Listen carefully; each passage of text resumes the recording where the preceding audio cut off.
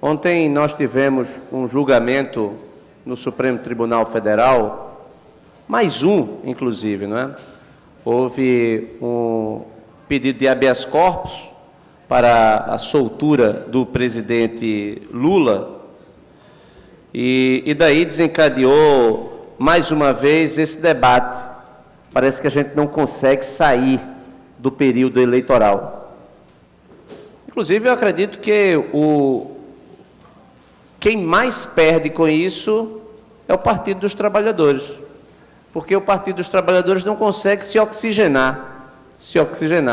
Continua com o discurso de Lula livre, isso impede o surgimento de novos quadros, isso impede que o partido faça a sua reflexão e faz, inclusive, que o partido se volte contra o ministro Sérgio Moro, que tecnicamente ou que objetivamente não é o seu principal oponente, na medida em que esse confronto favorece muito ao presidente Jair Bolsonaro, que fica assistindo de camarote o debate e, inclusive, isso tem ajudado a agenda do presidente, porque enquanto se discute os vazamentos da Intercept, a reforma da Previdência anda. É a primeira vez que isso acontece, inclusive, vereadora Gorete.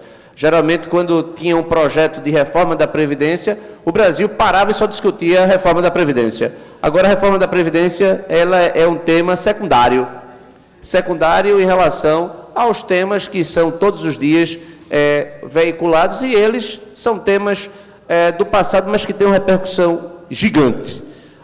Inclusive, entre essas repercussões, eu gostaria de trazer aqui, inclusive, o depoimento do ex-ministro Ciro Gomes. Ciro Gomes disse ontem, ao ser abordado mais uma vez, sobre a possível injustiça do ex-presidente estar preso, ele disse: se tem um brasileiro que sabe que o Lula não é inocente, sou eu. E ele disse: sei, mas o que eu sei eu não posso, inclusive, revelar, porque obtive a informação por confiança, mas sei que foi Lula quem colocou, e eu disse para ele, alertei para que ele não colocasse Sérgio Machado na Transpetro. Disse para ele não entregar Furnas a Eduardo Cunha. Ou seja, o ex-ministro Ciro Gomes, expoente aí da esquerda brasileira, candidato terceiro colocado na campanha presidencial, se posiciona dessa forma, com muita veemência, dando inclusive muita credibilidade a mais uma discussão sobre a justiça do julgamento que levou o ex-presidente Lula à cadeia. Mas o que está em jogo aqui, e eu disse isso no pronunciamento inicial, não é somente Lula. O que está em jogo é a possibilidade do julgamento, de todos os julgamentos da Lava Jato, serem considerados nulos. Existe uma teoria que é jurisprudência no Supremo Tribunal Federal, jurisprudência no Superior Tribunal de Justiça, que se provas obtidas ilicitamente, se o devido processo legal ele não tiver sido respeitado, tudo que veio do ilícito, do ilegal, é nulo. Ora, é muito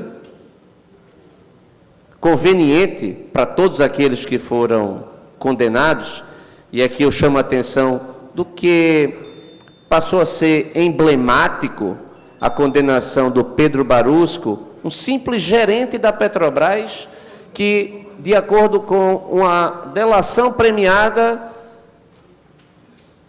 chancelada pelo juiz Sérgio Moro, mas negociada com o Ministério Público, vereadora Gorete, devolveu 100 milhões de dólares à Petrobras, obtido de propina. Estamos falando aqui de um gerente.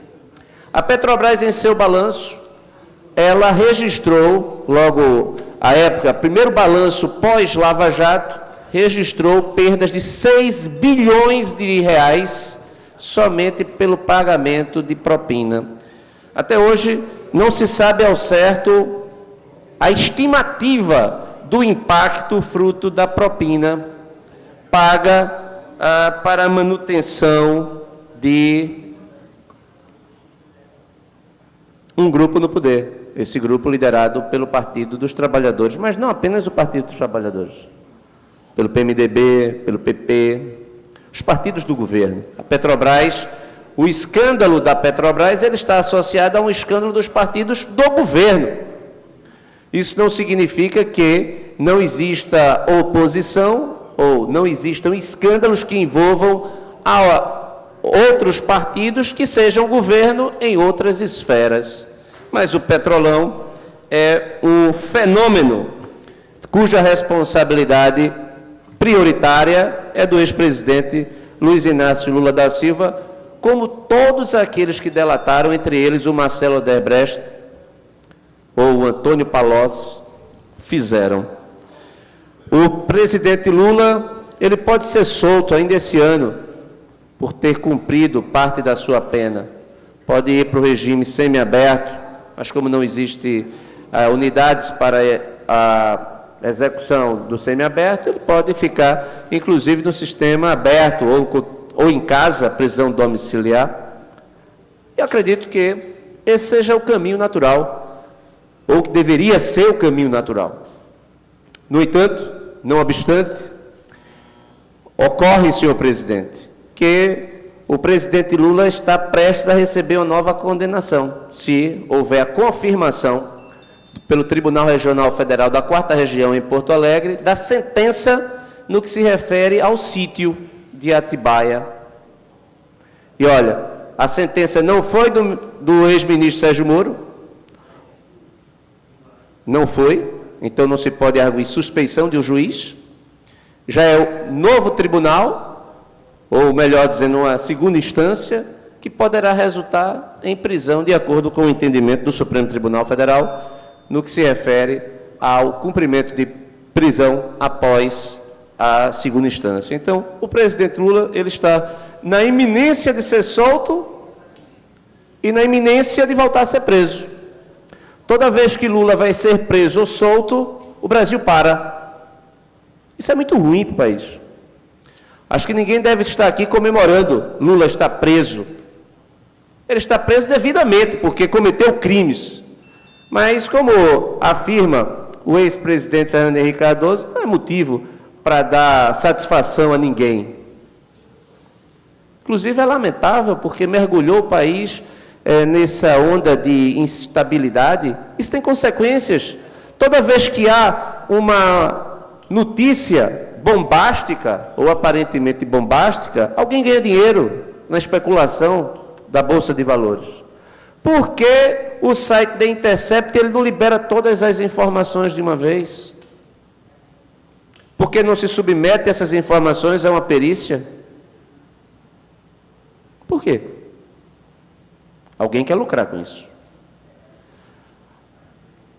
É importante que a gente tenha muita serenidade, atenção, e que a gente também respeite a biografia daqueles que as têm. Biografia limpa, honrada. Porque atacar o Ministério Público, a magistratura. Quantos se envolveram nos processos? São mais de 100 condenados e também mais de 40 absolvições. Nem todo mundo que foi processado foi condenado. Alguém aqui vai negar que houve o crime? E aí, em nenhuma das informações vazadas, isso é importante, que não tem a sua autenticidade registrada, diga-se de passagem, vereadora Ana Lúcia, em nenhuma delas há algo do tipo, vamos inventar um apartamento? Vamos inventar um sítio? Vamos inventar que alguém botou dinheiro na Suíça? Vamos inventar que a Odebrecht, ela pagou propina? Vamos inventar que a OAS fazia parte do conluio, ou da Andrade Gutierrez, ou da Camargo Corrêa? Não há nada que se diga, olha, vamos trazer e criar uma testemunha falsa? Vamos esconder uma prova que a gente tem, que a defesa não tem? nada. Não se discute o conteúdo. Se discute apenas que houve aproximação do juiz com o Ministério Público. Ora, é desconhecimento, é ignorância daqueles que veem nisso, somente nisso, crime, porque existem atos de um processo criminal, vereador Chico Kiko, que são reserva de jurisdição da magistratura. Só o juiz pode autorizar. Então, se o Ministério Público quiser a interceptação telefônica, tem que pedir ao juiz. E quando vai pedir ao juiz, tem que convencer ao juiz que existem elementos suficientes para que haja a quebra. Caso contrário, o juiz não deve negar.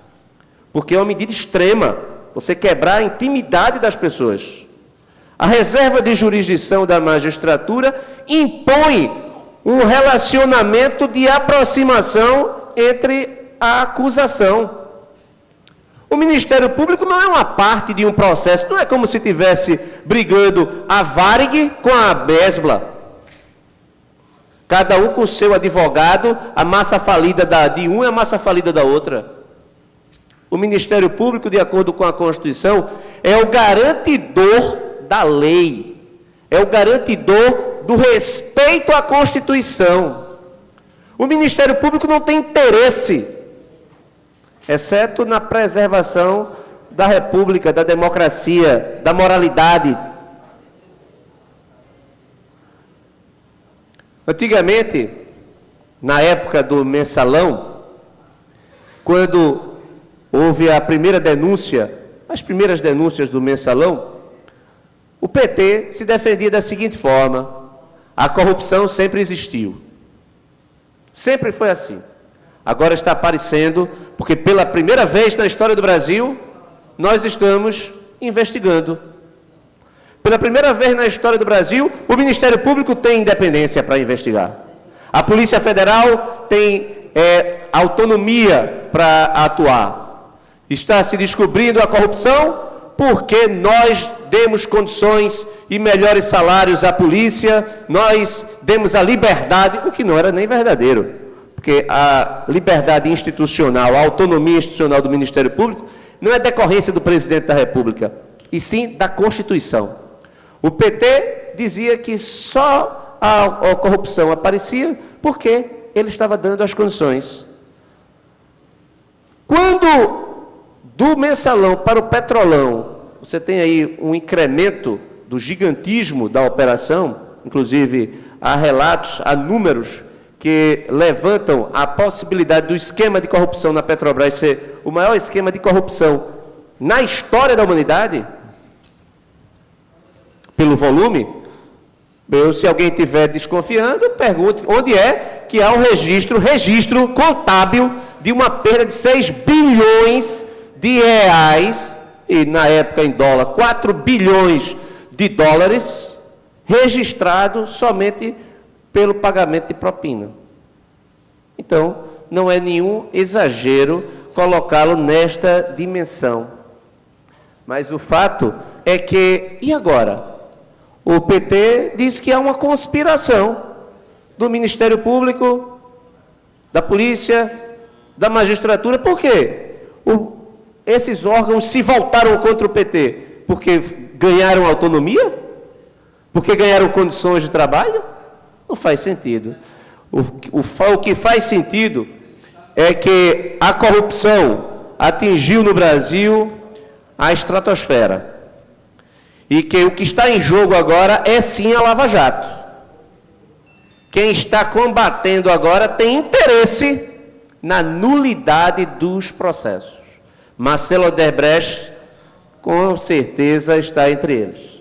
Pedro Barusco, Paulo Roberto, Mônica Santana, João Santana, Antônio Palocci, José Disseu e Companhia Limitada, todos têm interesse em que haja a nulidade, a liberdade de Lula, e aí a jurisprudência, qual é a jurisprudência? Se um paciente do mesmo processo, de uma mesma operação, ele é beneficiado, estende-se a todos os demais e todo mundo sai livre. Então é perigoso o que estamos observando, aqueles que estão defendendo Lula livre precisam tomar cuidado, porque defender Lula livre é uma coisa, defender provas obtidas ilegalmente para propósitos de nulidade de um processo é outro. Porque se vale para Lula, a nulidade do processo vai valer para todos os demais grandes criminosos do país que foram pegos na Operação Lava Jato. Senhor presidente, agradeço o tempo que me foi concedido, muito obrigado, e que esperamos que o Brasil retome o seu caminho numa trajetória de um país justo, livre, civilizado e próspero. E para isso só há um caminho: educação de qualidade, educação na primeira infância, que faça com que a gente crie crianças que cresçam com a capacidade de trabalho, de obterem as melhores profissões, de pagarem seus tributos, de serem cidadãos ativos, porque assim nós teremos um controle social eficaz contra todos aqueles que atacam diariamente os cofres e o futuro dessa nação. Muito obrigado.